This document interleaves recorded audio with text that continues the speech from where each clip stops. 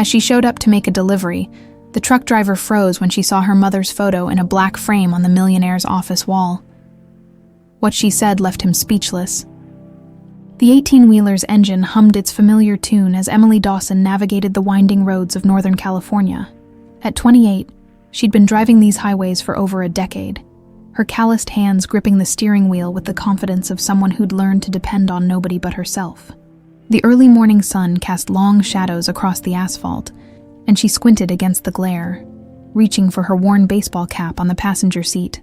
"Mom, when are you coming home?" The voice of her 8-year-old son, Jake, crackled through the Bluetooth speaker, making her heart clench the way it always did when she was on the road. "2 more days, baby," she said, keeping her voice steady, despite the exhaustion that had settled deep in her bones. "I promise. Tell your sister I'll bring her those postcards she likes." "She's being a pain again," Jake complained. "Jake." And Emily could practically see him rolling his eyes. "Says she's gonna tell Grandma Rose about the cookies I ate." Emily smiled despite herself. At 5, her daughter Lily had inherited her grandmother's sharp eye for mischief. "Well, maybe you shouldn't have eaten them all." "Huh." The conversation continued for a few more minutes, filled with the mundane details that made up their scattered life. When Jake finally hung up, promising to help Lily with her homework, Emily was left alone with the steady drone of the engine and the weight of her thoughts. 11 years. That's how long it had been since Daniel Mercer had walked out of their lives, leaving behind nothing but empty promises and a pregnant wife who was barely 17. She'd been a kid herself, really, with stars in her eyes and dreams of the perfect family. Instead, she'd gotten 2 beautiful children, a mountain of bills, and the cold realization that some people just weren't built for staying. Her grandmother Rose had taken them in without question, the way she always did. The old woman had raised Emily after her parents died in that car accident when she was just a baby. At least, that's what she'd always been told. Rose was the only family she'd ever known, and now she was the only family her kids had too. The GPS announced her upcoming exit, pulling Emily from her memories. Whitaker Estate, 43,000 square feet of California luxury. According to the delivery manifest, she'd been driving for Morrison Logistics for 8 years, and she'd delivered to some fancy places, but nothing quite like this. The iron gates opened automatically as she approached, and Emily felt a familiar twinge of inadequacy as she drove through manicured gardens that probably cost more than she made in a year.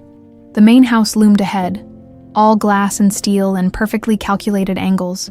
It looked like something out of a magazine, the kind of place where people like her only existed to make deliveries through the service entrance. But Charles Whitaker had specifically requested she bring the shipment to the main house. Something about needing to inspect the contents personally. Emily had learned not to question rich people's quirks. They paid well, and she needed every penny. She parked the truck in the circular driveway, feeling ridiculously out of place next to the lineup of luxury cars. A Mercedes, a Tesla, something Italian that probably cost more than her house. She grabbed her clipboard and the sealed package, some kind of antique documents, according to the manifest, and made her way to the front door. The door opened before she could knock, revealing a man in his mid-50s with silver hair and eyes the color of storm clouds. He was tall, probably 6'2", with the kind of presence that came from years of commanding boardrooms and making decisions that affected thousands of people. Ms. Dawson. His voice was deep, cultured, with just a hint of something Emily couldn't quite place. Sadness, maybe, or regret. "That's me." She held up the package and clipboard. "Got your delivery from Morrison Logistics. Just need a signature." He studied her for a long moment, and Emily felt heat rise in her cheeks. She was used to being invisible to people like him, just another working-class face in a sea of service providers. But the way he was looking at her, like he was seeing a ghost, made her skin crawl. "Please, come in," he said finally, stepping aside. "I'd like to verify the contents." Emily hesitated. Most clients signed for their packages at the door, but he was paying Morrison's premium rates, and she'd learned that rich people's money came with rich people's rules. The interior of the house was even more intimidating than the outside. Marble floors that reflected the light from crystal chandeliers, artwork that belonged in museums, and a silence so profound it felt almost sacred. Her boots squeaked against the polished stone, and she found herself walking more carefully, as if afraid to disturb the perfection. "This way," Whitaker said, leading her toward what looked like a library or study. Floor-to-ceiling windows offered a panoramic view of the valley below, and Emily caught her breath despite herself. But it wasn't the view that made her heart stop. It was the photograph on the massive oak desk. A young woman smiled up at her from an ornate silver frame, wrapped in black ribbon like a memorial.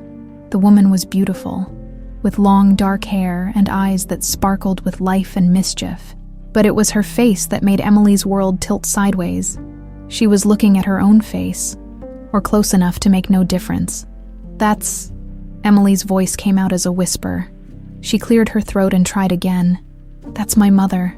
The package slipped from her numb fingers, hitting the marble floor with a soft thud, but neither of them moved to pick it up. Emily couldn't tear her eyes away from the photograph, from the face that had haunted her dreams for as long as she could remember. She'd only seen 2 pictures of her mother in her entire life. Rose kept them in a shoebox in her bedroom closet, and Emily had memorized every detail. Anna Dawson, 22 years old, killed in a car accident along with Emily's father when their daughter was just 6 months old. That's all Emily had ever known about the woman who'd given her life.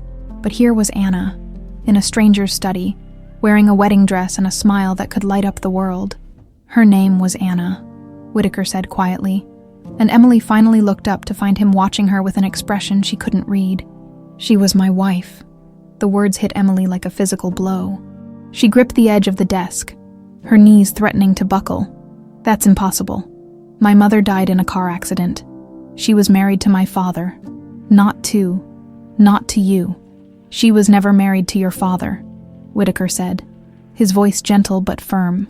"She was married to me, and you, Emily, are our daughter." The room spun around her. 28 years of certainty crumbled in an instant, leaving her grasping for something solid to hold on to. But there was nothing, just the impossible truth staring up at her from that silver frame. "I don't understand," she whispered. "No," Whitaker said, and she heard the weight of decades in his voice. "I don't suppose you do. But I've been looking for you for so long, Emily. So very long." He moved around the desk, and Emily saw tears in his eyes. This powerful man, this titan of industry, was crying for her, for the daughter he'd lost. "Please," he said, gesturing to one of the leather chairs. "Sit down. There's so much I need to tell you, so much you need to know." Emily's legs gave out, and she collapsed into the chair. Her mind raced, trying to process what was happening. The photograph, the wedding dress, the way he'd known her name before she'd introduced herself. "How did you find me?" she asked. "I never stopped looking," he said simply. "I've had investigators searching for you for 28 years.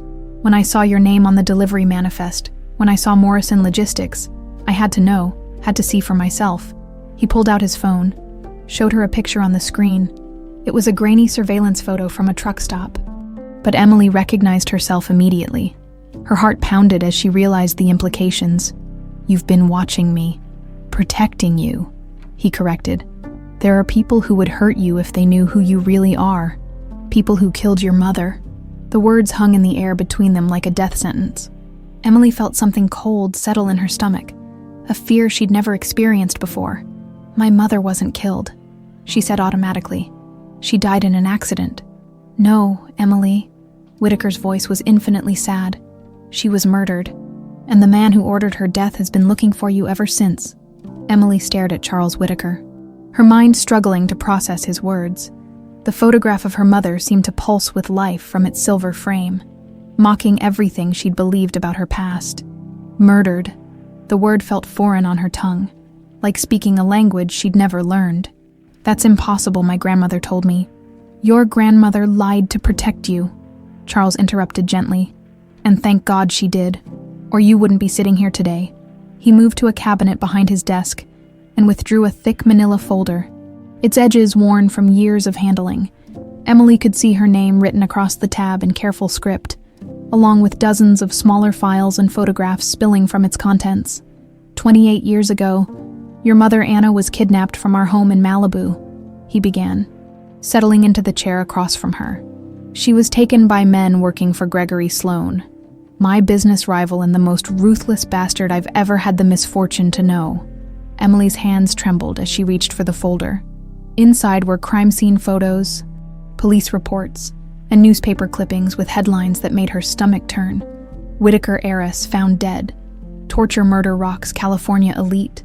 Business mogul's wife killed in revenge plot.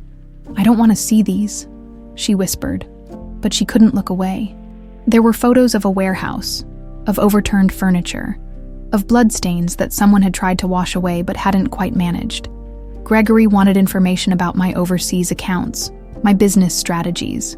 Charles continued, his voice steady despite the pain etched in his features. He thought he could break me by taking the one thing I loved more than money or power. He was right about that much. Emily found a photo of her mother and Charles on their wedding day. Anna looked radiant in white silk, her hand resting on her slightly rounded belly. Emily's breath caught as she realized what she was seeing. She was pregnant with me, 5 months along, Charles confirmed.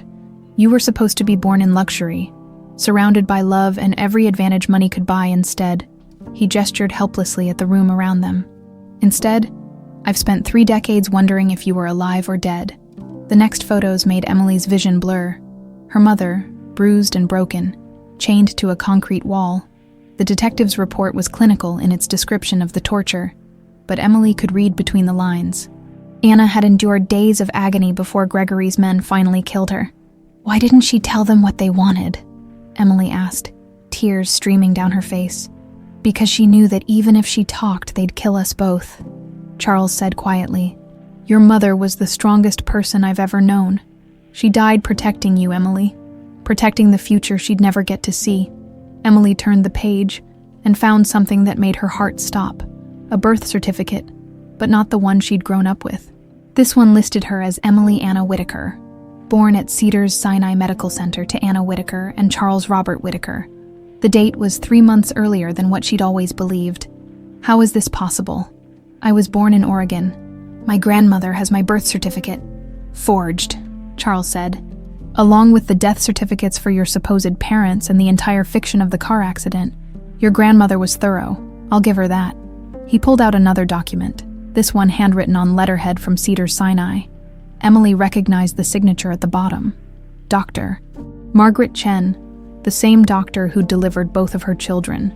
Emergency cesarean section, she read aloud. Mother deceased upon arrival, infant female, premature but stable. The words swam on the page. This says my mother was already dead when I was born. She lasted long enough, Charles said, and his voice broke slightly. The doctors said she fought to stay alive until you were safe. Even in death, she was protecting you. Emily set the papers aside, her hands shaking too badly to hold them steady. How did I end up with Rose? How did any of this happen? Charles moved to the window, staring out at the perfectly manicured grounds. Ms. Helen Patterson was our housekeeper. She'd been with my family for 15 years, and Anna trusted her completely. When the kidnappers came, Helen was the only one who escaped. She saw them take your mother. He turned back to Emily, and she saw a guilt in his eyes that had been eating at him for decades. I was in Tokyo on business. I should have been there, should have protected her. Instead, I was signing contracts and thinking about profit margins while my wife was being tortured to death. What happened to Ms.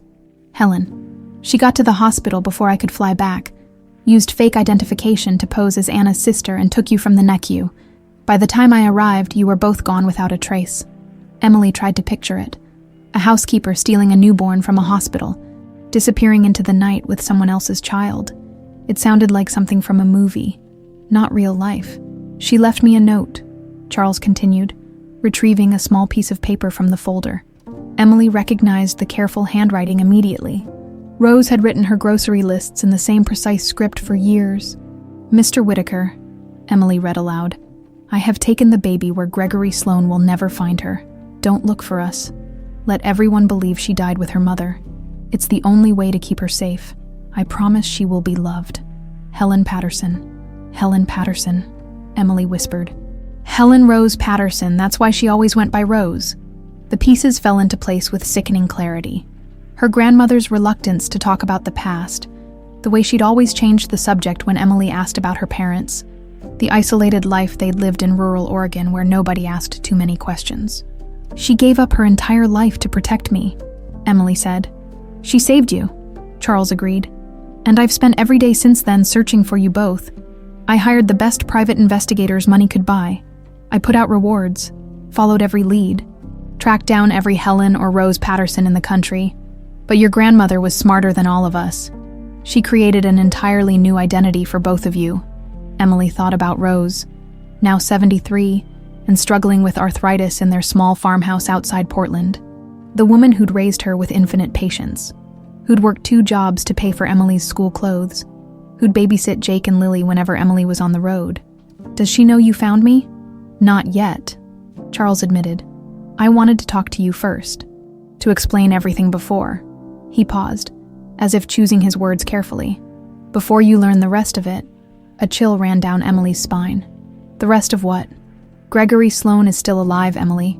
He's 81 years old and dying of cancer. But his hatred hasn't dimmed one bit, and recently, his son has been making inquiries about a truck driver named Emily Dawson. The room felt like it was closing in around her. Emily gripped the arms of her chair, fighting the urge to run. His son, Daniel Mercer, Charles said quietly. Your ex-husband. He's Gregory Sloan's boy, and he's been watching you for a very long time. Emily's world shattered completely. The man she'd loved, the father of her children, the person who'd broken her heart 11 years ago. He was connected to the monster who'd killed her mother. No, she whispered. No, that's not possible. Daniel wasn't. He couldn't have. I'm sorry, Emily. I know this is overwhelming. But you need to understand what we're dealing with. Gregory used his son to get close to you, to find out if you were really Anna's daughter. And when Daniel confirmed it, that's why he left, Emily said, the realization hitting her like a physical blow. He didn't abandon us because he was scared of being a father. He left because his father told him to. Charles nodded grimly. The question is whether Daniel will finish what his father started, or if there's enough of the man you once loved left to protect you and your children. Emily thought about Jake and Lily, safe with Rose in Oregon, unaware that their world was about to change forever. They were Gregory Sloan's great-grandchildren, Charles Whitaker's grandchildren, caught in the middle of a war that had been raging since before they were born. I need to call my kids, she said, fumbling for her phone. They're safe for now, Charles assured her. I've had security watching your family for the past week, ever since we confirmed your identity. But Emily, you can't go back to your old life. Not anymore. Gregory knows where you are now, and he won't stop until he finishes what he started 28 years ago. Emily stared at the photograph of her mother. At the woman who died to bring her into this world. Anna had been younger than Emily was now when she'd made the ultimate sacrifice. Now it was Emily's turn to protect the next generation. What do you want from me? She asked. I want to know my daughter, Charles said simply, and I want to keep you alive long enough for that to happen. Emily's phone buzzed against the marble desk, the vibration unnaturally loud in the heavy silence of Charles's study. She glanced at the screen and felt her blood turn to ice. Daniel's name flashed across the display, accompanied by a photo she'd taken years ago. Him laughing with baby Lily on his shoulders, looking every inch the devoted father she'd thought he was. Don't answer it, Charles said sharply, but Emily's finger was already sliding across the screen. Emily. Daniel's voice was exactly as she remembered, warm honey with a slight rasp from too many cigarettes, but now she heard something else underneath, something that made her skin crawl. Thank God. I've been trying to reach you all morning. Have you? Emily's voice sounded foreign to her own ears. Cold and distant, she watched Charles tense, his storm gray eyes focused on her with laser intensity. Baby, I know this is out of the blue, but I need to see you. There are things I should have told you a long time ago. Daniel paused, and Emily could hear traffic in the background, the honking of horns and the rumble of engines. I'm driving up from LA. I'll be in your area by tonight. Emily's free hand gripped the edge of the desk so hard her knuckles went white. My area? How do you know where I am, Daniel? Another pause. Longer this time. When Daniel spoke again, his voice was strained. I've been keeping tabs on you, Em, making sure you and the kids were safe. I know that sounds crazy, but it sounds like stalking, Emily interrupted, and Charles nodded approvingly. It's not like that. I swear to you. It's not like that. I needed to know you were okay, that I hadn't completely destroyed your life when I left." Emily looked at the crime scene photos spread across Charles's desk, at the images of her mother's final moments. "You mean when you abandoned your pregnant wife and 8-year-old son?" "I had reasons, Emily. Good reasons. That's what I need to explain to you." Charles was shaking his head frantically, making slashing motions across his throat. But Emily needed to hear this, needed to understand how deep Daniel's betrayal went. "Explain it now," she said. "Not over the phone. It's not safe." Daniel's voice dropped to a whisper. "Meet me tonight. Anywhere you want. But Emily, whatever you do, don't trust Charles Whitaker." The line went dead. Leaving Emily staring at her phone in shock, Charles immediately moved to the window, his posture tense as he scanned the grounds below. "He knows you're here," Charles muttered. "Son of a bitch has been watching the house." "How is that possible?" Emily asked. But even as the words left her mouth, she realized how naive they sounded. If Charles could have investigators track her down, of course, Gregory Sloan could do the same. "Gregory Sloan didn't build his empire by playing fair," Charles said grimly. "He's had nearly 3 decades to perfect his surveillance network, private investigators, corrupt cops, hackers, you name it. He's got them on payroll." Charles moved to his desk and pulled out another file, this one marked with Daniel's name. Inside were photos spanning more than a decade. Daniel as a teenager at expensive prep schools, Daniel in a Harvard Business School graduation photo, Daniel at various social events with people Emily didn't recognize. "Daniel Mercer," Charles said, spreading the photos across the desk. Born Daniel Gregory Sloan in 1995, changed his name legally when he turned 18, probably to distance himself from his father's reputation. Emily picked up one of the photos, a candid shot of Daniel at what looked like a college party.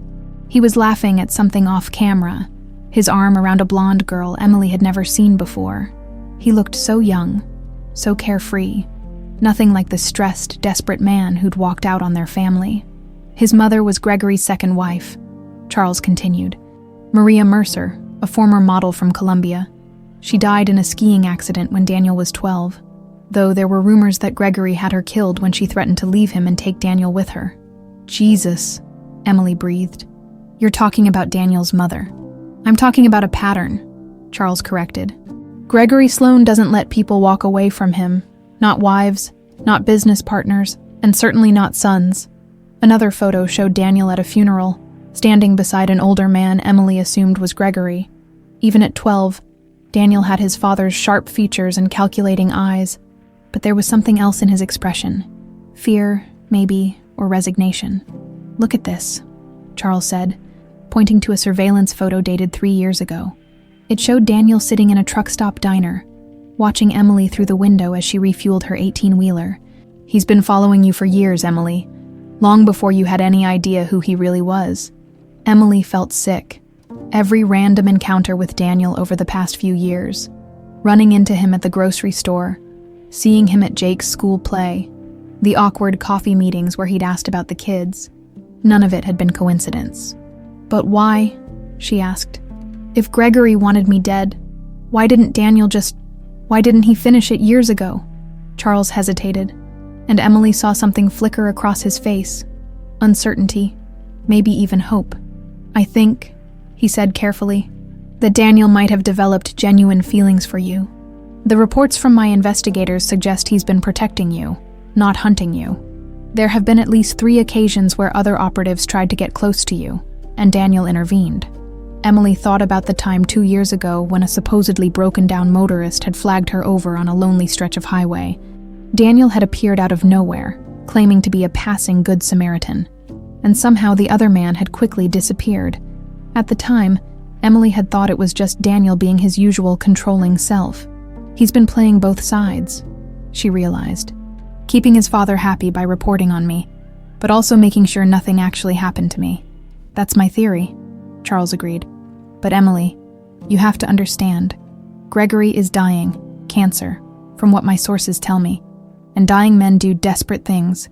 If Gregory has decided that Daniel's usefulness has run its course," Charles didn't need to finish the sentence. Emily could see the implications clearly enough.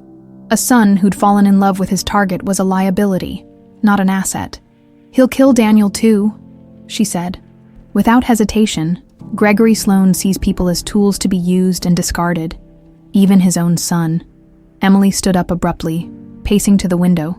The perfectly manicured grounds stretched out below her, a paradise built on blood money and decades of violence. In the distance, she could see the main road where Daniel was probably driving right now, racing toward a confrontation that could destroy what was left of their fractured family. "I have to warn him," she said. "Emily." "No." Charles's voice was sharp with alarm. "You don't know where his true loyalties lie. This could all be an elaborate setup. He's the father of my children," Emily said, turning to face him. "Whatever else he's done, whatever lies he's told, Jake and Lily are half his. I can't just let Gregory murder him." "And what about your children's other grandfather?" Charles asked quietly. "What about me? If you walk into Daniel's trap, if something happens to you, what happens to Jake and Lily then?" Emily felt the weight of impossible choices settling on her shoulders. Two men who claimed to love her, both asking her to choose between them. Jake and Lily caught in the middle, innocent victims of a war that had started before they were born. Her phone buzzed again. This time it was a text from Daniel. "Roadside diner, exit 47, 1 hour. Come alone, or don't come at all. But Emily, if you care about our kids, you'll hear me out. He's threatening the children now," Charles said, reading over her shoulder. "No," Emily said, understanding something that Charles couldn't. "He's protecting them. That's his way of telling me this conversation is about their safety, not his father's agenda." She thought about Jake and Lily, safe in Oregon with Rose. Her grandmother had sacrificed everything to keep Emily alive. Now it was Emily's turn to make the hard choices, to protect the next generation from the sins of the past. "I'm going to meet him," she decided.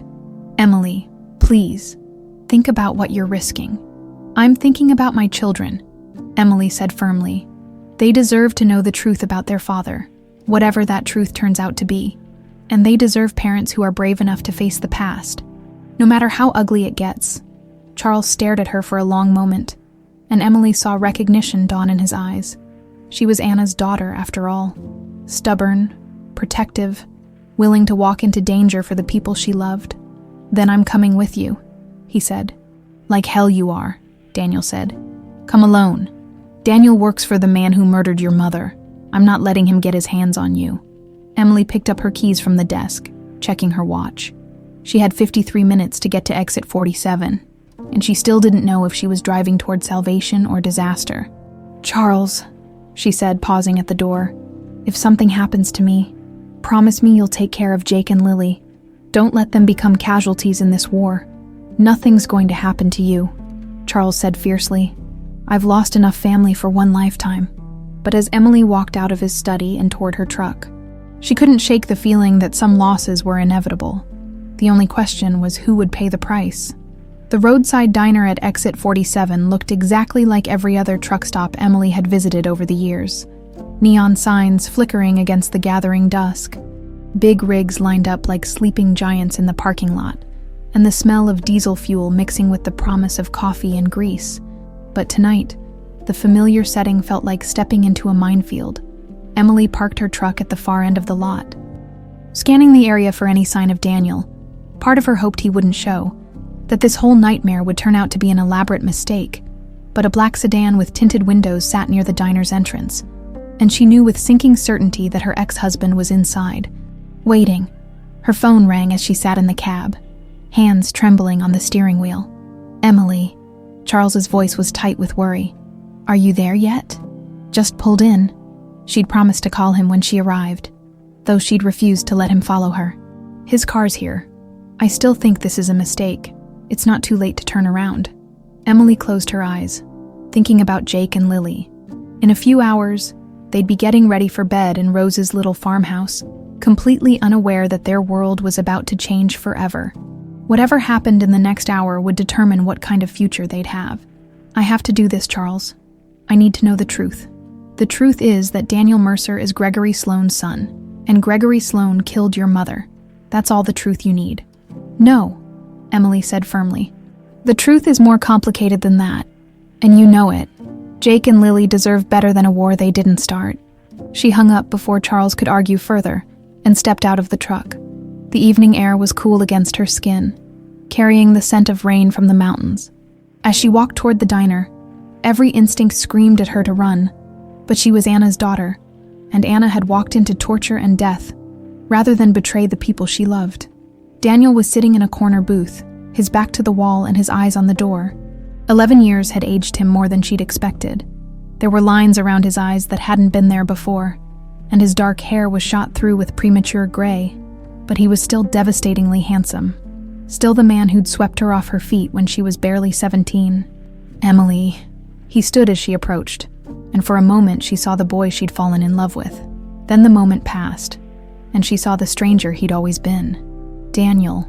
She slid into the booth across from him, keeping her hands flat on the table where she could see them. "You look like hell," he laughed, but there was no humor in it. "That's what happens when you spend 11 years wondering if you made the right choice." He signaled the waitress. "Ordered coffee for both of them. Thanks for coming. I wasn't sure you would. I'm here for Jake and Lily. Not for you." "I know." Daniel's voice was quiet, defeated. "I know you hate me, Em. I've hated myself for 11 years, but I need you to understand why I left, why I had to leave." The waitress brought their coffee, and Emily wrapped her hands around the warm mug, needing something to hold on to. "Charles Whitaker told me who you really are, who your father is." Daniel's face went pale. "You've been to see Charles. He's my father, Daniel, my biological father. Did you know that when you married me?" "No." The word came out like a prayer. "God, no, Emily. When I met you, when I fell in love with you, I had no idea who you were. It wasn't until after Jake was born, when my father started pressuring me to find out more about your background. That's when you figured it out. That's when my father's investigators figured it out. They ran DNA tests on things from our house, your hairbrush, old medical records from when Lily was born. When the results came back, Daniel's hands shook as he reached for his coffee. My father was ecstatic. His greatest enemy's daughter, married to his own son. The irony was too perfect for him to pass up. Emily felt sick. Every intimate moment of their marriage, every private conversation, every family dinner, all of it had been contaminated by Gregory Sloan's surveillance. He ordered you to kill me. Eventually. Yes, but not right away. First, he wanted me to get information, financial records, anything that could hurt Charles. He thought you might have access to family documents, maybe something your grandmother had saved. So you stayed with me for 4 more years, pretending to love me while you searched my house for evidence against my father. I wasn't pretending. Daniel's voice cracked. Emily, I know you don't believe me, but everything I felt for you was real. When I married you, when I held our children for the first time, that was the real me, not the man my father raised me to be. Emily wanted to believe him. Even now, even knowing what she knew, part of her wanted to reach across the table and comfort the man who'd once been her whole world. But Charles's words echoed in her mind. Gregory Sloan doesn't let people walk away from him. Then why did you leave if you loved us so much? Why didn't you tell me the truth and ask for help? Daniel was quiet for a long moment, staring into his coffee as if it held answers. When he finally spoke, his voice was barely above a whisper. Because my father gave me a choice. He said I could kill you and the children, or he'd do it himself, slowly, the way he killed your mother, at least if I did it. He promised it would be quick, painless. The words hit Emily like a physical blow. She gripped the edge of the table, fighting the urge to vomit. You were going to murder your own children. No. Daniel looked up, and Emily saw tears in his eyes. No, I could never hurt them. Or you. So I chose the only option I had left. I disappeared. Made my father think I was a coward who couldn't go through with it. Let him believe I'd run away rather than face what he was asking me to do. And he just let you go.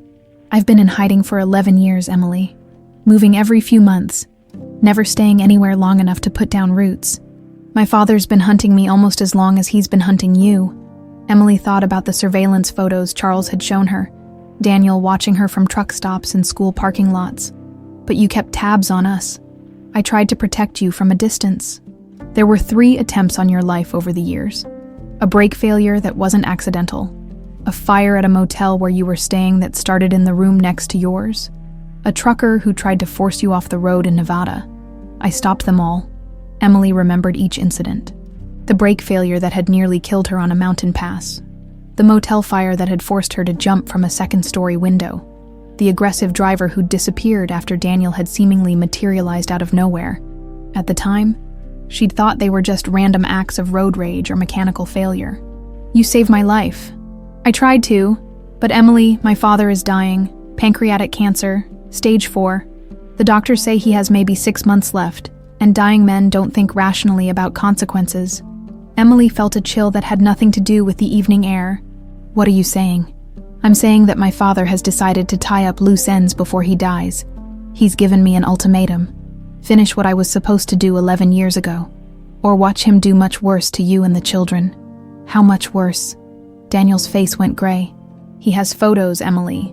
Pictures of Jake walking to school, Lily playing in your grandmother's backyard.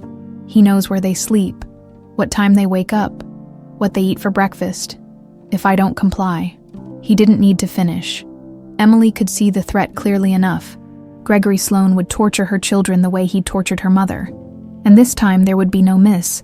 Helen to spirit them away to safety. What does he want you to do? Kill Charles Whitaker. Make it look like an accident. In exchange, he'll leave you and the kids alone. Emily stared at him in shock. You want me to help you murder my father? I want you to help me save our children, Daniel said desperately. Emily, I know how this sounds. I know what I'm asking. But your father is one man. Jake and Lily are the future. If we don't give my father what he wants, he'll kill them anyway. Emily realized. Even if you murder Charles, Gregory won't just let us walk away. He's not the type to leave witnesses. Daniel nodded miserably. I know. But at least this way, we buy time.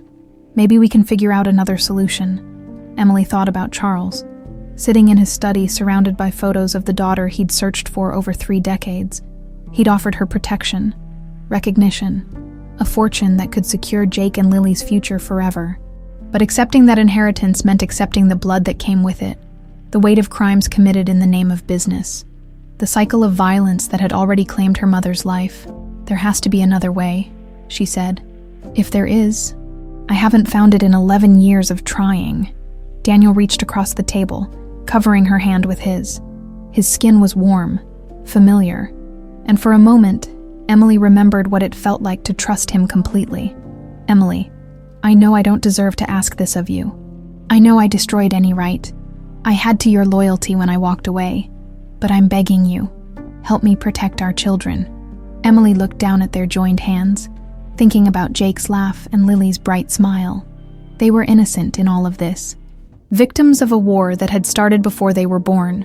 Whatever choice she made now would determine what kind of world they'd inherit. I need time to think, she said finally. We don't have time. My father wants an answer by tomorrow night. Then you'll have it by tomorrow night. Emily pulled her hand away and stood up. But Daniel, if you're lying to me about any of this, if this is some elaborate setup to get me to betray Charles, I will make sure you pay for it. I'm not lying, Daniel said quietly. I wish I were. As Emily walked back to her truck, she felt the weight of impossible choices settling on her shoulders. Save the father she'd just found, or protect the children who were her entire world. Choose between 2 men she loved for different reasons, knowing that either choice would damn someone innocent. The rain had started to fall, droplets hitting her windshield like tears from a broken sky. In the distance, thunder rumbled across the mountains, promising a storm that would wash away the old world and leave something new in its wake. Emily just hoped they'd all survive to see what that new world looked like. Emily drove through the rain in a trance, her windshield wipers struggling against the downpour that had turned the highway into a river of reflected headlights. The meeting with Daniel played on repeat in her mind. His desperate eyes, his trembling hands, the weight of his impossible ultimatum. By the time she pulled through the gates of Charles's estate, she felt hollowed out, like someone had reached inside her chest and carved out everything that mattered. The house blazed with light against the storm, and she could see Charles pacing in his study window like a caged animal. He met her at the front door before she could knock, his face etched with worry. Thank God, he breathed, pulling her inside. "I've been calling you for the past hour." "Sorry." Emily handed him her soaked jacket, realizing she'd turned off her phone after leaving the diner. "I needed time to think." "And? What did he want?" Emily followed Charles back to his study, where fresh coffee waited alongside the manila folders that had turned her world upside down. The photos of her mother seemed to watch her from their silver frame. Anna's smile both comforting and accusatory. "He wants me to help him kill you," Emily said without preamble. Charles went very still. "I see. Do you? Because I'm not sure I do." Emily collapsed into the leather chair, exhaustion weighing down her bones. "He says Gregory has threatened Jake and Lily, says he'll torture them the way he tortured my mother unless Daniel eliminates you. And you believe him. I don't know what to believe anymore." Emily rubbed her temples, trying to ease the headache that had been building since she'd left the diner. "A week ago, I was just a truck driver with 2 kids and a mortgage. Now I'm supposed to choose between my father and my children's father, knowing that either choice might get people killed." Charles moved to the window, watching the storm rage across his perfectly manicured grounds. "Emily, there's something else you need to know. Something I should have told you earlier, but I was hoping—" He trailed off, then turned to face her with an expression of profound regret. "What now?" Emily asked, though she wasn't sure she could handle another revelation. "Your inheritance. It's not just money and property. There are complications." Charles returned to his desk and pulled out yet another file, this one thicker than all the others combined. Emily's name was on the tab, along with legal documents that looked official and intimidating. "When you accept your position as my heir," Charles began carefully, "you also accept responsibility for certain actions taken by Whitaker Industries over the years, actions that might be considered morally questionable." "What kind of actions?" "The kind that made enemies like Gregory Sloan." Charles opened the file, revealing decades of business records, corporate transactions, and what looked like government documents. 40 years ago, I was young and hungry, and willing to do whatever it took to build my empire. I made deals with people I shouldn't have trusted, used methods that wouldn't pass an ethics review. Emily felt her heart sink. "What did you do?" "I destroyed Gregory's first business venture, a shipping company that was competing with mine for military contracts.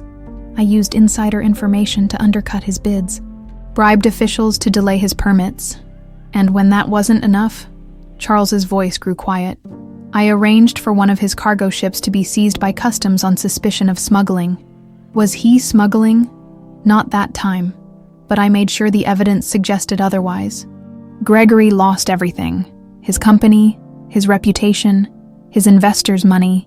His 22-year-old son Michael was working on that ship when it was seized." Emily's blood went cold. "What happened to Michael?" "He tried to resist the customs agents.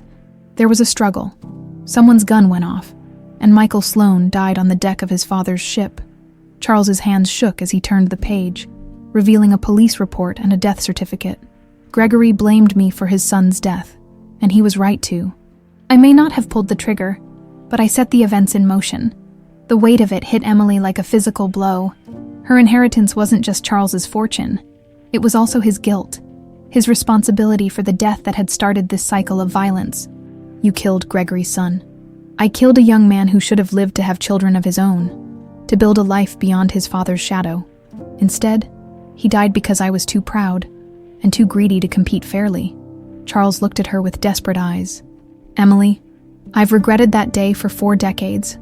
I've tried to make amends, to build something positive out of the fortune I created through ruthless means, but the weight of what I did, it's been crushing me."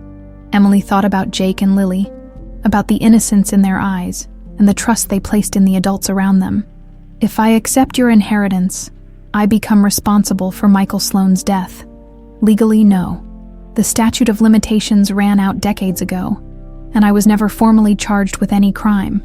Morally," Charles spread his hands helplessly, "that's for you to decide. And if I don't accept it, then you'll have no legal claim to protection under Whitaker Industries' security apparatus. No access to the resources that could keep you and your children safe from Gregory's final revenge." Emily stared at the death certificate, at the photo of a young man who looked remarkably like Daniel. Michael Sloan had been just a year older than Emily was now when he died, caught up in a war between powerful men who treated human lives like chess pieces. This is why Gregory really wants you dead, she realized. It's not just about Anna anymore. It's about his son. Anna's murder was just the beginning. Gregory has spent 40 years planning his revenge, waiting for the perfect moment to make me feel the same loss he felt. Taking you away from me, hurting Jake and Lily. Charles's voice broke. It's his way of making sure the pain never ends. Emily's phone buzzed, and she glanced at the screen to see a text from an unknown number. The message was brief, but chilling. 24 hours, Emily. Then I stopped being nice about this. GS. He's contacted me directly, Emily said. Showing Charles the message, Charles immediately moved to his desk and pressed a button that Emily hadn't noticed before. Within seconds, 2 men in dark suits appeared in the doorway. Security, Emily guessed. The best money can buy, Charles confirmed. They've been monitoring the estate's perimeter all evening. If Gregory's people are close enough to send direct messages, one of the security men stepped forward. Sir, we've detected movement in the woods to the east. At least 3 individuals, possibly armed. Get Mrs. Dawson to the safe room, Charles ordered. Now, I'm not going to any safe room, Emily said firmly. Not until you tell me what you really want from me. I want you to live, Charles said desperately. I want my daughter to survive this nightmare and give my grandchildren the life they deserve. And in exchange, Charles hesitated, and Emily saw the truth in his eyes before he spoke. I want you to help me end this. Gregory is dying, but his hatred will outlive him unless we stop it here and now. Daniel is the key. He's torn between loyalty to his father and love for you and the children. If we can turn him, you want to use him against Gregory. I want to save him from Gregory. There's a difference. Emily thought about Daniel sitting in that diner, broken and desperate, caught between impossible choices. She thought about Gregory Sloan, dying alone with nothing but hatred to keep him warm, and she thought about her children, innocent victims of a war that had started before they were born. What exactly are you proposing? Gregory wants a final confrontation. He's orchestrated this whole situation to force us into a position where one of us has to die. But what if we gave him something he wasn't expecting? Such as forgiveness. Emily stared at Charles in shock. You want to forgive the man who murdered my mother? I want to break the cycle, Charles said quietly. Your mother's final letter. The one Miss Helen saved. Anna wrote about the power of forgiveness to heal even the deepest wounds. She believed that hatred only breeds more hatred, that the only way to truly honor the dead is to protect the living. You have a letter from my mother, Charles nodded. Moving to a safe behind his desk, I've carried it with me for 28 years, waiting for the day I could share it with our daughter. Anna wrote it during her final month of pregnancy, when she was worried about the dangers our lifestyle might bring to you. He handed Emily an envelope, yellowed with age but carefully preserved. Her mother's handwriting was clear and strong across the front. For my daughter, when she's old enough to understand. Emily's hands trembled as she opened the envelope and unfolded the letter inside. Anna's words seemed to leap off the page, full of love and wisdom and hope for a future she'd never lived to see. My dearest Emily, the letter began. If you're reading this, then the worst has happened, and I'm no longer there to guide you through the storms of life. But I want you to know that you were conceived in love, born in hope, and destined for something greater than the darkness that surrounds our family's wealth. Emily's eyes filled with tears as she read her mother's words about the importance of choosing love over revenge, forgiveness over hatred. Anna had somehow known that her daughter would one day face impossible choices, and she'd tried to leave a roadmap for navigating them. The greatest strength, Anna had written, lies not in the ability to destroy our enemies, but in the courage to transform them into something better. Hatred is a poison that consumes the hater more than the hated. Choose differently, my darling girl. Choose love. Emily folded the letter carefully, holding it against her chest like a talisman. Outside, the storm continued to rage, but inside the study, she felt a strange sense of calm descending over her. She knew, Emily said softly. Somehow, she knew this day would come. Anna was the wisest person I ever knew, Charles agreed. She saw the potential for good even in people who seemed irredeemably lost. Emily's phone buzzed again. This time, it was Daniel. Emily, where are you? My father's men are moving tonight. You're in danger. She showed the message to Charles, who immediately spoke into his security earpiece. All units, we may have incoming hostiles. Prepare for defensive positions. I need to see Daniel, Emily said. If there's any chance of saving this situation, it has to come from him. Emily, no, it's too dangerous.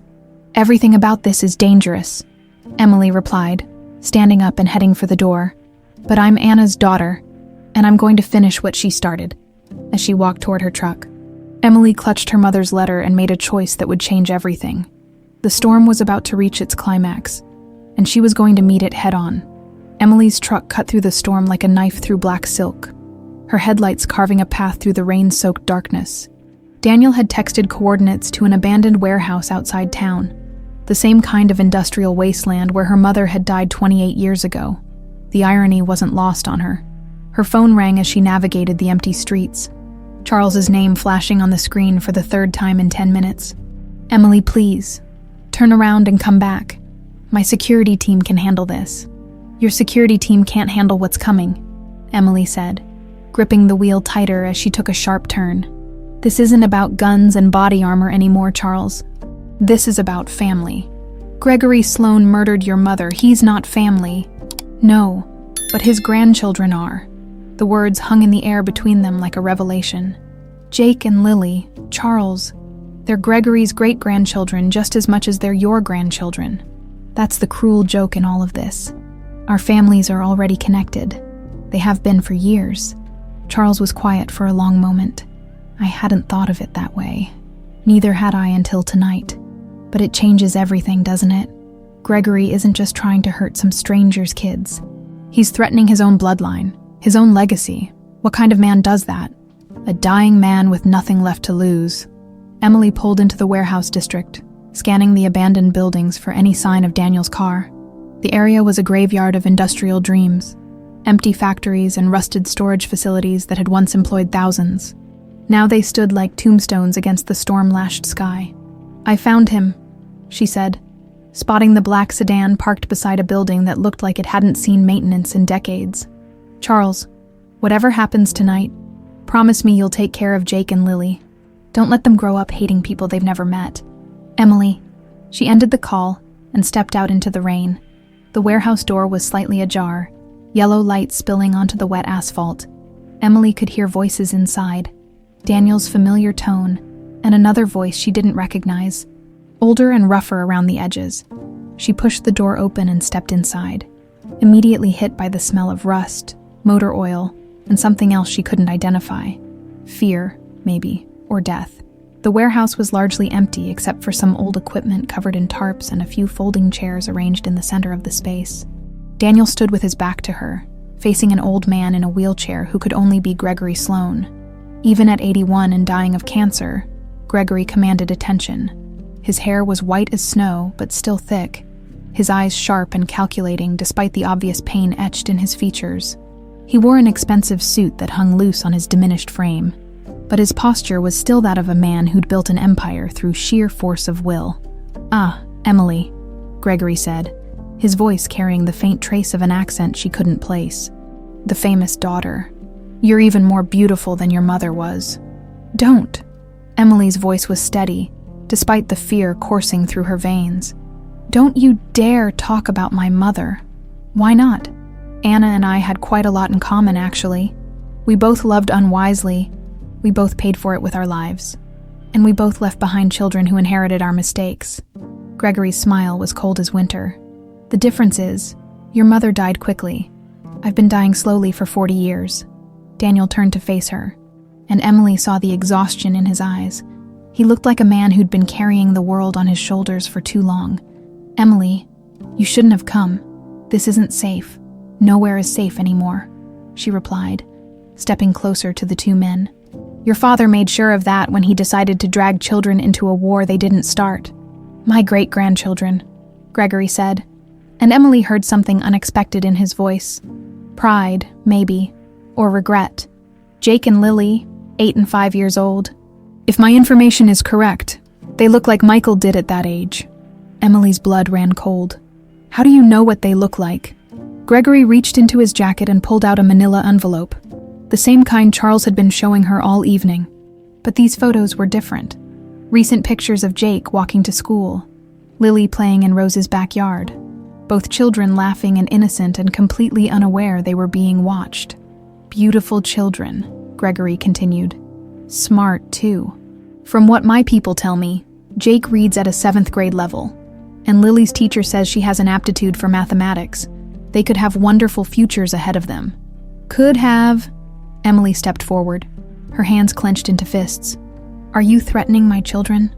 I'm observing that children need their parents to survive and thrive. And parents, Gregory looked meaningfully at Daniel, sometimes have to make difficult choices to protect their offspring. Daniel moved between Emily and his father, a human shield against decades of accumulated hatred. Dad, we talked about this. Leave the kids out of it. The children are already in it, son. They were in it the moment they were conceived. Gregory's eyes never left Emily's face. Tell me, my dear, what do you know about your inheritance? I know that accepting it means taking responsibility for your son's death. Michael, Gregory's voice softened slightly. You know about Michael. I know that Charles arranged for your ship to be seized, and that your son died because of it. I know that everything that's happened since then, my mother's murder, Daniel leaving us, this whole nightmare, it all started with one young man's death 40 years ago. Gregory was quiet for a long moment, studying Emily with new interest. Charles told you the truth. I'm impressed. I expected him to paint himself as the innocent victim in all this. He's not innocent, but neither are you. No, Gregory agreed. I'm not. I've done terrible things in pursuit of justice for my son. I tortured and killed your mother to make Charles feel the pain I felt. I've spent 4 decades planning this moment, waiting for the perfect opportunity to complete my revenge. Emily thought about Anna's letter, folded carefully in her jacket pocket. Her mother's words about choosing love over hatred, forgiveness over revenge. And how has that worked out for you? 40 years of hatred. Has it brought Michael back? Has it made the pain any less? No, Gregory admitted, but it's given my life purpose. Without the promise of revenge, I would have had nothing to live for. You had Daniel to live for. You had the chance to build something positive out of tragedy. Instead, you turned your son into a weapon and your grandson. Emily looked at Daniel, seeing him clearly for the first time. You turned him into a victim too. Daniel's eyes widened in surprise. Emily, no, let me finish. Emily turned back to Gregory, her voice gaining strength. You want to hurt Charles by taking me away from him? Fine, but Jake and Lily aren't pawns in your game. They're children who deserve better than the legacy of hatred you want to leave them. They're Michael's legacy too, Gregory said quietly. His blood runs in their veins just as much as yours does. Then honor that legacy by protecting them, not threatening them. Gregory stared at her for a long moment, and Emily saw something flicker across his face. Uncertainty, maybe, or the first crack in 4 decades of absolute certainty. You have your mother's spirit, he said finally. Anna stood up to me too, even when she knew it would cost her everything. My mother chose to die rather than betray the people she loved. I'm choosing to live to protect the people I love. There's a difference. Is there? Because from where I'm sitting, it looks like you're about to make the same sacrifice she did. Emily reached into her pocket and pulled out Anna's letter, holding it up so Gregory could see her mother's handwriting. Actually, I'm here to offer you something my mother never had the chance to give you. I'm here to offer you forgiveness. The words hung in the air like a challenge. Gregory's eyes fixed on the letter, and Emily saw something she hadn't expected. Hunger, not for revenge, but for redemption. Forgiveness, Gregory repeated, as if the word were foreign to him. For 40 years of planning your death, for 40 years of carrying pain that was never yours to carry alone. Emily stepped closer, ignoring Daniel's sharp intake of breath. Gregory, I can't bring Michael back. Charles can't undo the choices he made 40 years ago, but we can choose what happens next. We can choose what kind of world Jake and Lily inherit. And what exactly are you proposing? I'm proposing that we break the cycle, that we choose to honor the dead by protecting the living, that we give our children something better than the hatred that's consumed our families for 4 decades. Gregory looked at the letter in Emily's hands. then at Daniel, then back at Emily. And if I refuse, if I decide that some debts can only be paid in blood, then you'll prove that Michael died for nothing, Emily said quietly. That all the love he had for you, all the potential he never got to fulfill, it was all wasted on a father who chose revenge over redemption. The warehouse fell silent, except for the sound of rain against the metal roof. Gregory Sloan, the man who'd built an empire on ruthlessness and revenge, stared at the daughter of his greatest enemy and seemed to see something he'd forgotten. Existed. Hope. 40 years, he whispered. 40 years I've carried this hatred, and you think one letter from a dead woman can make it all disappear? I think, Emily said, that you're tired of carrying it, and I think Michael would want you to put it down. Gregory closed his eyes, and for the first time since Emily had met him, he looked like what he was. A sick old man who'd spent too many years living for death instead of life. When he opened his eyes again, Emily saw tears. "Show me the letter," he said. Emily's hands trembled as she unfolded Anna's letter in the dim warehouse light. The yellowed paper seemed fragile enough to crumble at her touch, but her mother's words remained strong and clear across the decades. Gregory wheeled his chair closer, his eyes fixed on the handwriting with an intensity that made Emily's skin crawl. "Read it aloud," he commanded, then seemed to catch himself. "Please." Emily glanced at Daniel, who nodded encouragingly. She could see the desperate hope in his eyes. Hope that somehow, impossibly, this letter might be the key to ending a war that had consumed his entire life. "My dearest Emily," she began, her voice echoing in the cavernous space. "If you're reading this, then the worst has happened, and I'm no longer there to guide you through the storms of life. But I want you to know that you were conceived in love, born in hope, and destined for something greater than the darkness that surrounds our family's wealth." Gregory's expression remained unreadable, but Emily noticed his hands gripping the arms of his wheelchair with white knuckles. She continued reading, her mother's words flowing like a prayer. "I know that the choices your father and I have made may one day come back to haunt you.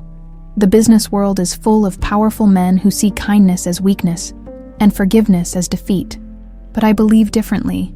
I believe that the greatest strength lies not in the ability to destroy our enemies, but in the courage to transform them into something better. Transform them," Gregory repeated softly. "Your mother was naive, was she?" Emily asked, looking up from the letter. "You've spent 40 years trying to destroy Charles Whitaker, and where has it gotten you? You're dying alone. Your son hates what you've made him become, and your great-grandchildren don't even know you exist. Is that the transformation you were hoping for?" Daniel stepped forward, his voice rough with emotion. "Dad, she's right. This has to stop. I can't keep living like this, and you can't keep dying like this. You think I chose this life?" Gregory's voice rose, echoing off the warehouse walls. "You think I wanted to spend 4 decades consumed with hatred? I was a businessman, Daniel. I built things, created jobs, contributed to society. Then Charles Whitaker destroyed everything I'd worked for and killed my son in the process. And my mother paid for his crimes," Emily said firmly. "But that payment didn't bring Michael back. Did it? It didn't ease your pain or restore what you'd lost. It just created more victims." She turned back to the letter, finding the passage she remembered most clearly. "Listen to this, Gregory. This is what my mother wrote about you specifically." Gregory's eyes widened in surprise. She wrote about me. "I know there are people who hate us, who see our happiness as something to be destroyed, but I refuse to hate them in return. Hatred is a poison that consumes the hater more than the hated. Perhaps the man who threatens our family has forgotten what it means to love, what it means to hope for something better than revenge. If so, then he needs our pity more than our fear." The warehouse fell silent, except for the steady drumming of rain on the metal roof. Gregory stared at Emily as if she'd slapped him, his face cycling through emotions she couldn't read. "Pity," he whispered. "She pitied me. She understood you," Emily corrected. "She understood that underneath all the hatred and the need for revenge, you were just a father who'd lost his son, just like Charles was just a father who'd lost his daughter when I disappeared." Daniel moved closer to his father's wheelchair. "Dad, I never told you this, but I used to dream about Michael. He'd come to me when I was a kid, especially after Mom died. He'd tell me stories about what it was like before the accident, when you used to laugh and play games and act like a normal father. Gregory's hands shook as he reached up to touch Daniel's face. You remember him. I remember the stories you used to tell before the hatred took over. Michael was going to be a doctor, wasn't he? He wanted to help people. He was going to save lives, Gregory said, his voice breaking. Instead, he died trying to save cargo that wasn't worth saving. Died because Charles Whitaker couldn't stand to lose a contract. Emily felt a sudden understanding wash over her. That's what this is really about, isn't it? It's not just about Michael's death. It's about the fact that he died for nothing, for a shipment of goods that didn't matter, in a war between businesses that shouldn't have cost any lives at all. 22 years old, Gregory said, tears streaming down his face. My brilliant, compassionate son died over a shipping contract. Do you understand how meaningless that makes everything? How it reduces a beautiful life to nothing more than collateral damage in someone else's greed? Emily knelt beside Gregory's wheelchair, bringing herself to his eye level. Then don't let Jake and Lily's lives become meaningless too. Don't let them become collateral damage in a war that should have ended with Michael's funeral. They're not meaningless, Daniel said urgently. Dad, those kids are the best thing I've ever done with my life. They're proof that something good can come from our family, that the Sloan name doesn't have to be synonymous with revenge and destruction. Gregory looked at the photos of Jake and Lily scattered on the floor beside his wheelchair. They look so much like Michael did. The same eyes, the same smile. He picked up a picture of Lily laughing on a swing set. If Michael had lived, if he'd had children of his own. He did have children, Emily said softly. Through Daniel, through Jake and Lily. His blood, his legacy. It's not lost. It's just taken a different form than anyone expected. The irony, Gregory said, shaking his head. Charles Whitaker's grandchildren are also my great-grandchildren, Michael's great-niece and great-nephew, which means, Emily continued, that you have a choice. You can destroy them in the name of avenging Michael, or you can protect them in honor of his memory. Which do you think Michael would want? Gregory was quiet for a long moment, staring at the photos with an expression Emily couldn't read. When he finally spoke, his voice was barely above a whisper. I made Daniel a promise. When he was 12 years old, right after his mother died, I told him that family was everything, that we had to stick together because we were all we had left in the world. Then I spent the next 16 years turning him into someone he never wanted to be. It's not too late to keep that promise, Daniel said desperately. Dad, we can still be a family, a real family, not one built on hatred and revenge. Can we?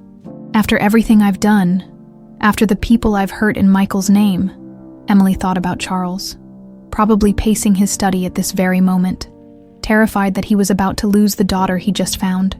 She thought about Rose, sleeping peacefully in Oregon with no idea that her carefully constructed world was falling apart.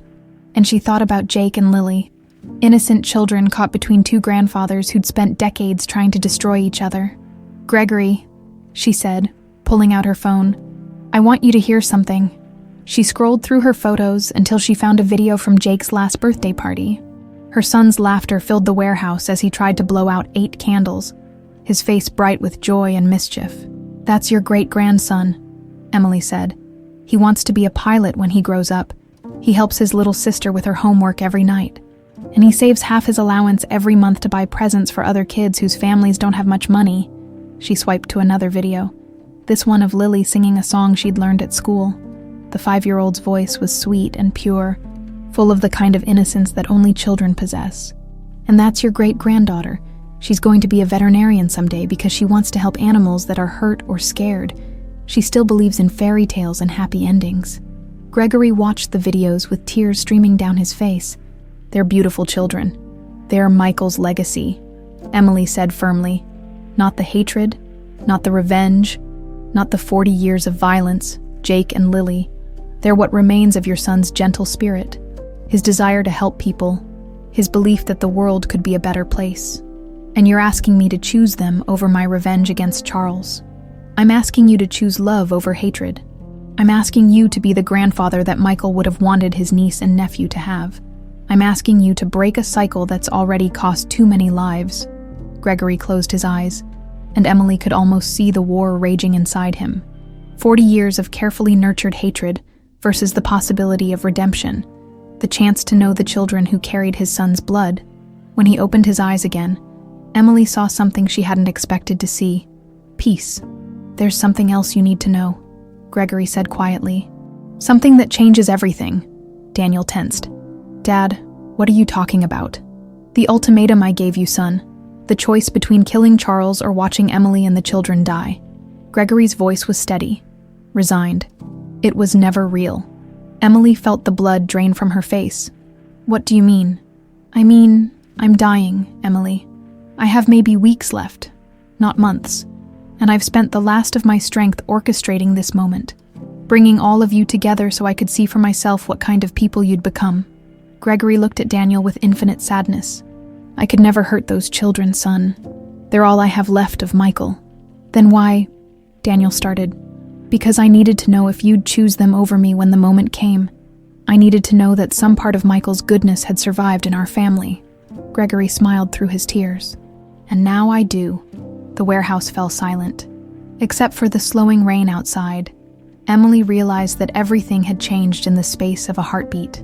The threat to her children had been an illusion, but the possibility of redemption was real.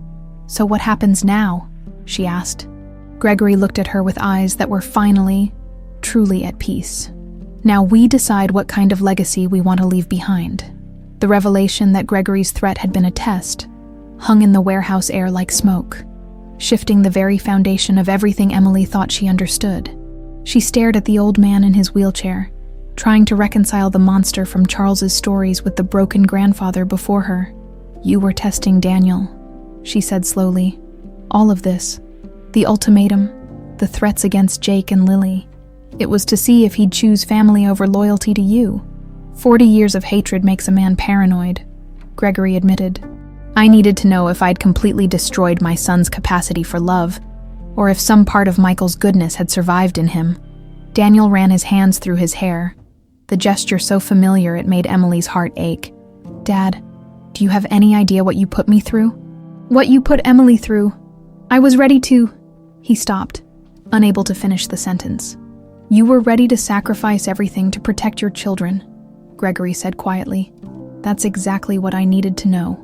Emily felt anger rising in her chest, hot and righteous. So this was all some elaborate psychological experiment. You let me think my kids were in danger just to test your son's character. No, Gregory said, his voice firm despite his frailty. The danger was real, Emily. Just not from me. The warehouse seemed to grow colder. Emily's phone buzzed, and she glanced down to see a text from Charles. 3 armed men breached the estate perimeter. Where are you? Charles, she whispered, showing the message to Daniel. Gregory's expression darkened. I told them to wait. I told them I needed more time. Told who to wait? Daniel demanded. My board of directors, the men who've been handling my business affairs while I've been indisposed. Gregory's hands shook as he reached for his own phone. They have their own ideas about how this should end. Emily felt the pieces clicking into place with horrible clarity. They don't know about your change of heart. They're still following your original plan. Worse than that, Gregory said, frantically dialing a number. They've decided I'm too weak to see this through. They're going to finish what they think I started, whether I want them to or not. The call went straight to voicemail. Gregory tried another number, then another, each time getting the same result. They've cut me off, he said in disbelief. My own people have cut me off. Daniel was already moving toward the door. We have to get to Charles's estate now. Wait. Emily grabbed his arm. We don't even know if Charles is still alive. Walking into a trap won't help anyone. Then what do you suggest? Daniel's voice was tight with panic. Those men aren't going to stop with Charles. If they think the threat to our family is neutralized, they'll come after you and the kids next. Gregory pulled a key from his pocket and handed it to Daniel. The safe in my study, there's a black folder marked contingency. Everything you need to stop them is in there. What kind of contingency? Emily asked.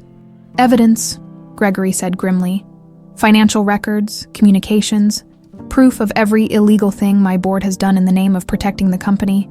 I've been collecting insurance against them for years. Daniel pocketed the key. Dad, come with us.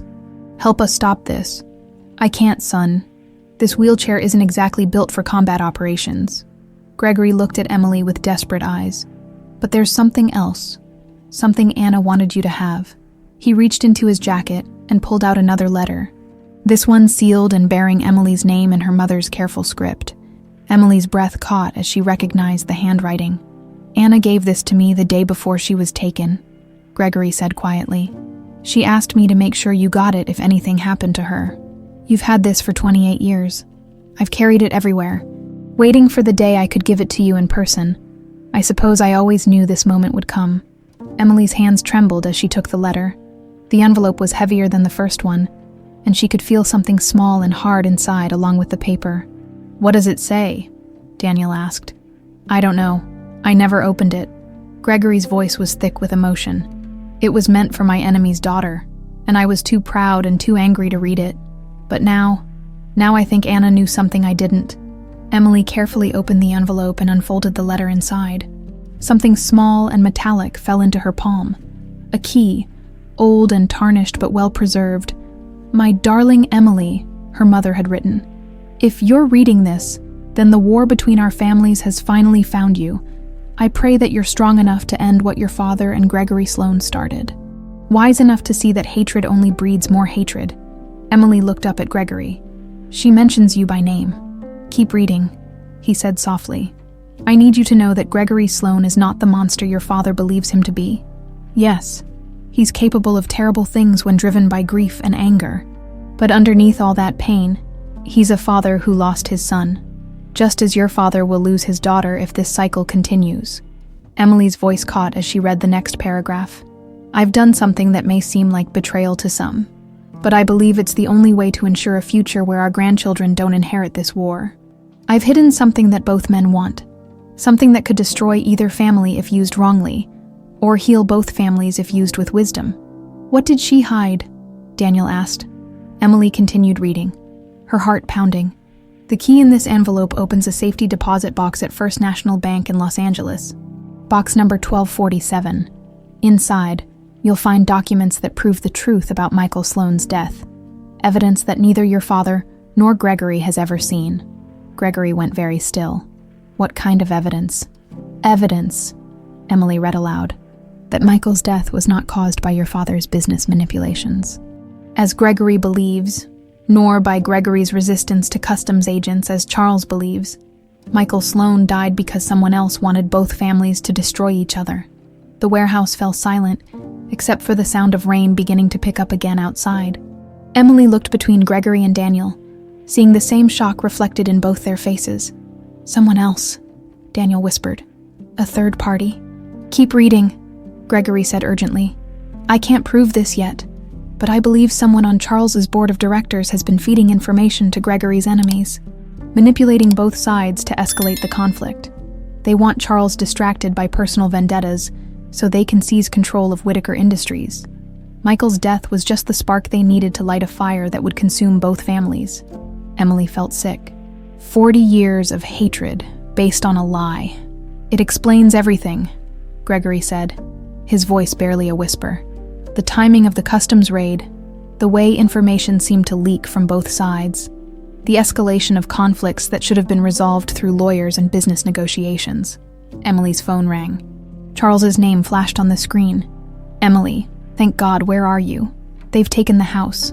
I'm hiding in the wine cellar, but I don't think I have much time. Charles, listen to me.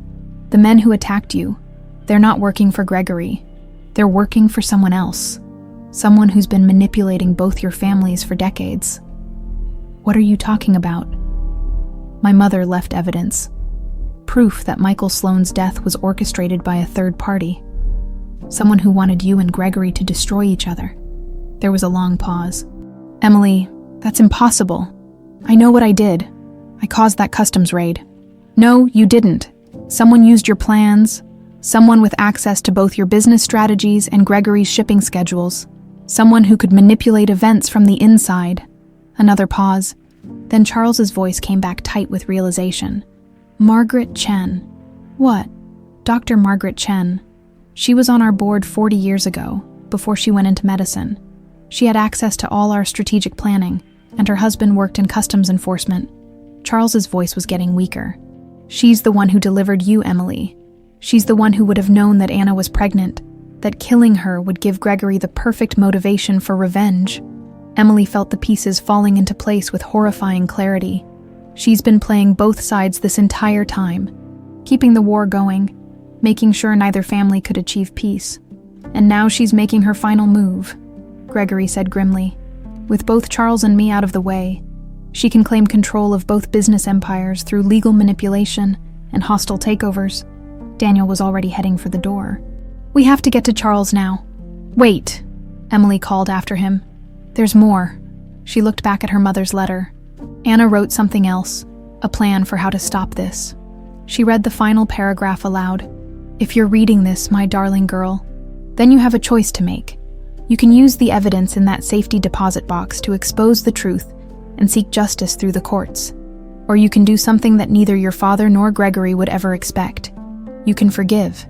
You can choose to break the cycle not through victory, but through grace. The choice is yours.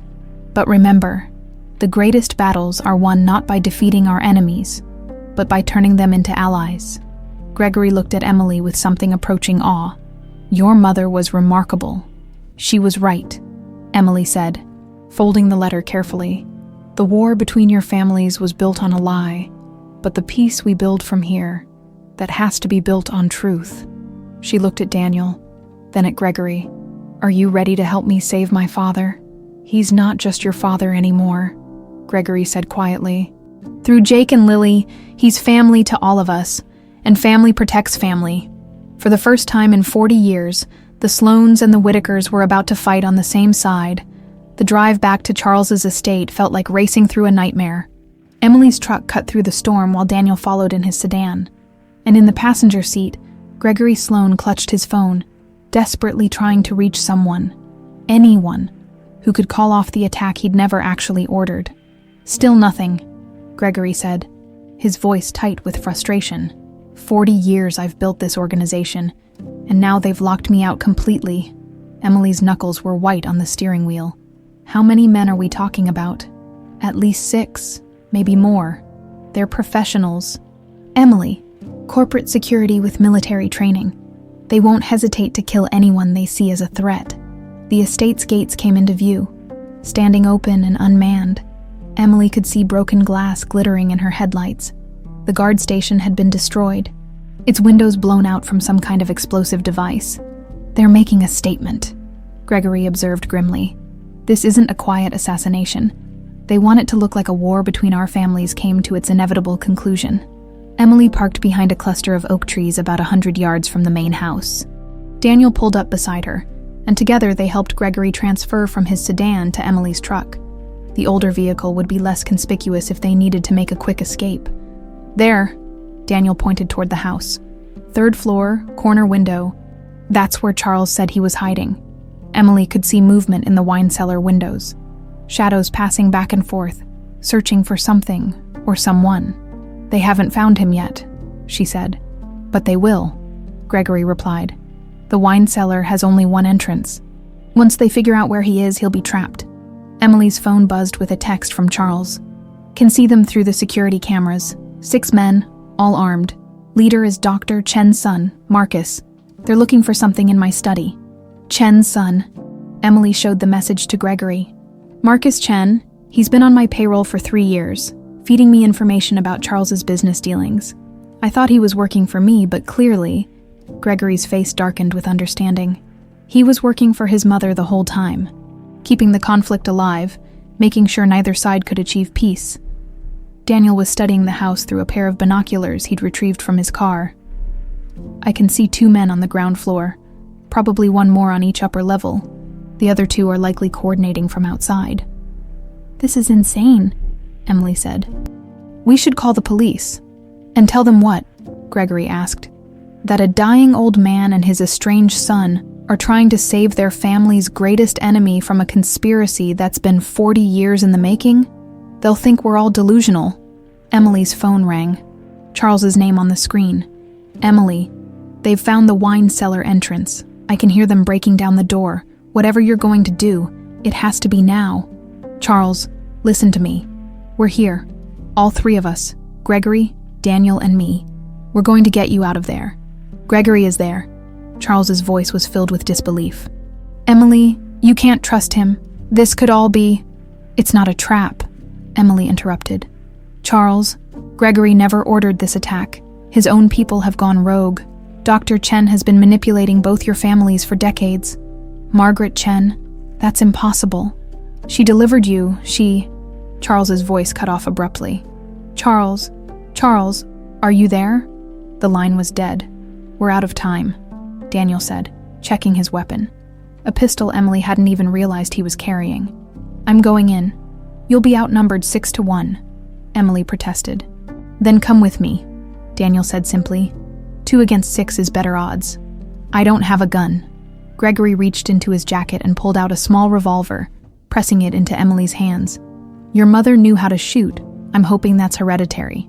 Emily stared at the weapon, feeling its weight. I can't kill people. You won't have to, Gregory said firmly. Daniel and I will handle the violence. But Charles needs to know he's not alone down there. He needs to know his daughter came for him. The words hit Emily like a physical blow. His daughter, after 28 years of believing she was an orphan, she'd found her father only to potentially lose him again within days.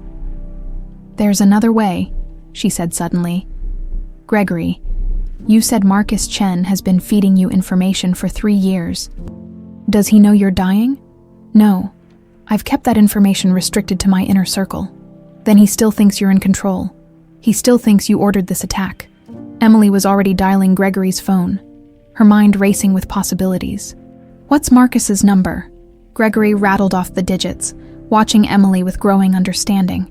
You're going to call off the attack. I'm going to try. Emily's finger hovered over the call button. But I need you to sell this, Gregory. He has to believe you're still the ruthless bastard who ordered Charles's death. Emily, I don't think... There's no time to think, Emily interrupted. Charles is about to die, and this is our only shot at saving him without anyone else getting killed. She pressed call. Marcus Chen answered on the second ring. Mr. Sloan, sir, we weren't expecting to hear from you directly. Emily handed the phone to Gregory, who immediately shifted into a voice she hadn't heard before. Cold, commanding, absolutely lethal. Chen, status report. We've located Whitaker, sir. He's in the wine cellar as predicted. We'll have him in custody within minutes. Good, but there's been a change of plans. Emily held her breath. I want him alive, Gregory continued. Killing him quickly is too merciful after what he did to my son. I want him brought to the warehouse district. I want to look Charles Whitaker in the eyes when I tell him exactly how he's going to die. Sir, that wasn't the original plan, my mother said. Your mother doesn't give orders to me, boy, I do. Gregory's voice was ice-cold authority. Bring Whitaker to Warehouse 7 in the industrial district. Alive, if he has so much as a scratch on him when he arrives. I'll hold you personally responsible. There was a pause. Understood, sir. We'll have him there within the hour. See that you do. Gregory ended the call and immediately sagged in his wheelchair, the effort of channeling his old ruthless persona clearly exhausting him. Think it worked? Daniel asked. We'll find out, Emily said, already starting the truck. Warehouse 7. We need to get there first and set up some kind of ambush. Emily, wait. Gregory grabbed her arm with surprising strength. There's something else you need to know. Warehouse 7. That's where your mother died. Emily felt the blood drain from her face. What? 28 years ago, when Anna was murdered. It happened in Warehouse 7. Margaret Chen chose that location specifically because she knew I'd never be able to go back there. Never be able to use it for legitimate business. It's been abandoned ever since. The pieces clicked into place with horrible symmetry. She's bringing Charles there to kill him in the same place Anna died. She wants to make it look like your revenge is finally complete. But we'll be there waiting, Daniel said grimly.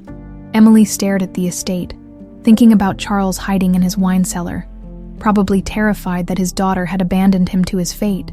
She thought about Jake and Lily, safe in Oregon, but about to become orphans if this went wrong. And she thought about Anna, dying in that warehouse 28 years ago, probably praying that her daughter would grow up strong enough to break the cycle of violence. No, Emily said quietly. I'll be there waiting. You two are going to the police. Like hell, Daniel protested. I'm serious. If this goes wrong, if I don't make it out of there, Jake and Lily are going to need their father. They're going to need their great-grandfather. Emily looked at Gregory with fierce determination. I won't let them grow up as orphans the way I did. Emily, you can't face 6 armed men alone, Gregory said. I won't be alone. Emily touched her mother's letter in her jacket pocket. I'll have Anna with me, and I have something those men don't have. What's that? Daniel asked. Emily smiled, and for the first time since this nightmare began, she felt truly calm. I have the truth, and sometimes that's the most powerful weapon of all. She put the truck in drive and headed toward the warehouse district, toward the place where her mother had died, and where tonight, this 40-year war would finally end. Warehouse 7 stood like a monument to forgotten sins, its rusted walls bearing the scars of 28 years of neglect. Emily parked her truck in the shadows between 2 abandoned buildings, her hands steady on the wheel despite the storm raging in her heart. This was where her mother had died. This was where Anna Whitaker had made the ultimate sacrifice to protect a daughter she'd never get to raise. Emily closed her eyes and felt Anna's presence like a warm hand on her shoulder. The letter in her jacket pocket seemed to pulse with life, her mother's words echoing in her memory. Choose love, my darling girl. Choose forgiveness. Her phone buzzed. A text from Daniel. Police are on their way. ETA 20 minutes. Stay safe. 20 minutes. Emily looked at the warehouse and knew that whatever was going to happen would be over long before then. She stepped out of the truck, Gregory's revolver heavy in her hand, and walked toward the building where her story had begun. The main door was slightly ajar, yellow light spilling onto the wet asphalt. Emily could hear voices inside, Charles's familiar tone, strained but defiant, and another voice she didn't recognize. Marcus Chen, she assumed, the man who'd spent 3 years feeding Gregory information while actually serving his mother's agenda. Emily slipped through the door and found herself in a scene that could have been pulled from her worst nightmares. Charles was tied to a chair in the center of the warehouse, his face bruised but his eyes alert. Around him stood 5 men in dark tactical gear, weapons drawn and ready. The 6th man, Marcus Chen, paced in front of Charles like a predator circling wounded prey. Where is he? Marcus was saying, his voice tight with frustration. Gregory Sloan should have been here by now. Maybe he changed his mind, Charles said, blood trickling from a cut on his lip. Maybe 40 years of hatred finally caught up with him. Gregory Sloan doesn't change his mind, Marcus snapped. He's wanted you dead for 4 decades. Tonight, he finally gets his wish. Emily stepped out of the shadows, her mother's revolver trained on Marcus. Actually, tonight he gets something he never expected. He gets the truth. Every weapon in the warehouse swung toward her. But Emily kept her gun steady on Marcus, knowing that he was the key to everything. Emily Dawson, Marcus said, recognition dawning in his eyes. Or should I say Emily Whitaker? The long-lost daughter returns to watch her father die. I'm here to stop my father from dying, Emily corrected, and to stop you from destroying 2 families in the name of your mother's ambition. Marcus laughed, but Emily heard uncertainty in the sound. You think this is about my mother. This is about justice. Justice for Michael Sloan. Justice for 40 years of waiting. Justice for a lie, Emily said firmly. Marcus, I know what your mother did. I know she manipulated the customs raid that killed Michael. I know she's been playing both sides for 40 years, keeping the war going while she positioned herself to take over both empires. You don't know anything, Marcus snarled, but Emily saw the flicker of doubt in his eyes. I know that your mother delivered me 28 years ago. I know she was the only person with access to both families' medical records, both companies' strategic plans, and I know she's been using you to gather intelligence while Gregory thought you were working for him. Charles's eyes widened with understanding. Margaret was at the hospital when you were born. She could have taken you herself, but she let Ms. Helen escape instead. Why? Because she needed Anna's death to look random, tragic. If the baby had disappeared from the hospital, there would have been investigations, questions. Better to let Gregory believe his revenge was complete, while she worked behind the scenes to keep the war going. Emily could see the doubt spreading across Marcus's face, but he kept his weapon trained on her. Even if that were true, and I'm not saying it is, what difference does it make now? Gregory Sloan ordered this operation. I'm just carrying out his wishes. No, Emily said quietly. You're carrying out your mother's wishes. Gregory is dying, Marcus. Pancreatic cancer, stage 4. He has weeks left, maybe less. This operation, it's not about revenge anymore. It's about eliminating the last obstacles to your mother's takeover. She could see the wheels turning in Marcus's mind, the pieces clicking into place. You're lying. Call him, Emily said. Call Gregory and ask him directly if he ordered Charles's death. Marcus hesitated, then pulled out his phone. Emily held her breath as he dialed, praying that Gregory would answer, that he'd play his part in exposing the truth. Mr. Sloan, Marcus said. Sir, we have a situation. Emily Whitaker is here and she's making some very serious accusations about my mother. Emily couldn't hear Gregory's response, but she watched Marcus's face go pale. What do you mean you didn't order the operation? Marcus said, his voice rising. Sir, my mother specifically told me that you wanted Whitaker eliminated tonight. She said. Marcus stopped talking, listening to whatever Gregory was telling him.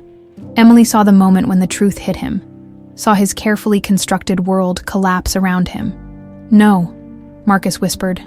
That's not... She wouldn't. Ask him about the evidence, Emily called out. Ask him about the safety deposit box, about the proof that your mother orchestrated Michael Sloan's death. Marcus's hand shook as he lowered the phone. He says my mother has been lying to both sides for 40 years. He says she manipulated everything. She did, Emily said gently.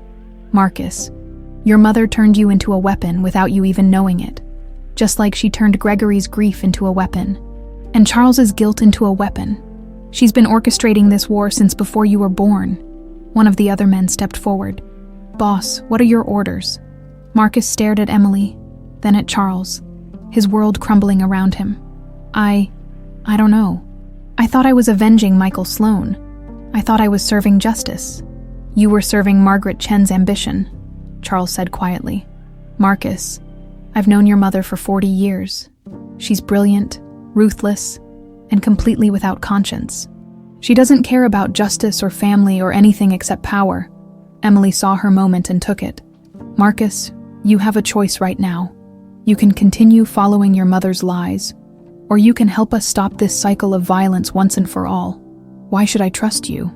Because, Emily said, lowering her weapon, I'm offering you something your mother never did. I'm offering you forgiveness. The warehouse fell silent, except for the sound of rain on the metal roof. Emily thought about Anna's letter, about her mother's belief that enemies could be transformed into allies through grace instead of force. 40 years ago, your mother orchestrated a young man's death to start a war between two families. Tonight, we can choose to honor that young man's memory by ending the war, not perpetuating it. Marcus looked around at his men, at Charles tied to the chair, at Emily standing defenseless in the middle of it all.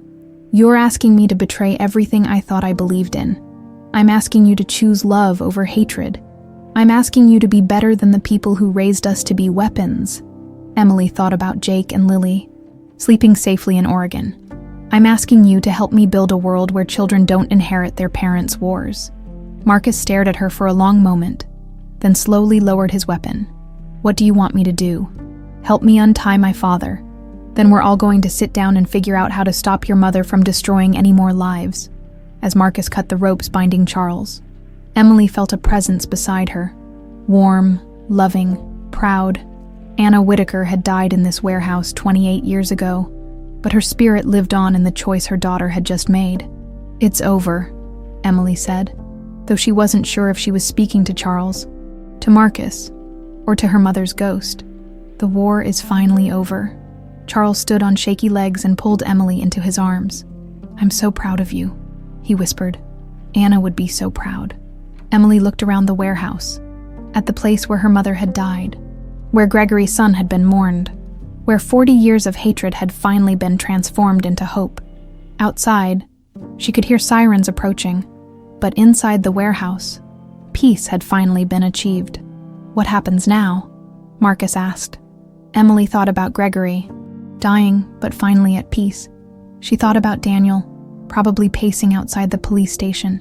She thought about Jake and Lily, who would grow up knowing both their grandfathers, who would inherit love instead of hatred. Now, Emily said, we build something better. We build a family. 6 months later, Emily stood in the garden of Charles's estate, watching Jake and Lily play with their great-grandfather Gregory, who'd defied his doctor's predictions and was still fighting his cancer with remarkable determination. Daniel was grilling hamburgers on the patio, laughing at something Charles had said about proper cooking techniques. Margaret Chen was in federal prison, her decades-long conspiracy finally exposed. Marcus had turned state's evidence and was serving a reduced sentence while working to undo the damage his mother had caused. And Emily was finally home. She pulled Anna's letter from her pocket, reading the words that had changed everything. "Choose love, my darling girl. Choose forgiveness." "I did, Mom," Emily whispered to the evening sky. "I chose both," in the distance. Jake's laughter rang out clear and bright, the sound of a new generation that would inherit hope instead of hatred, love instead of war. The cycle was finally broken.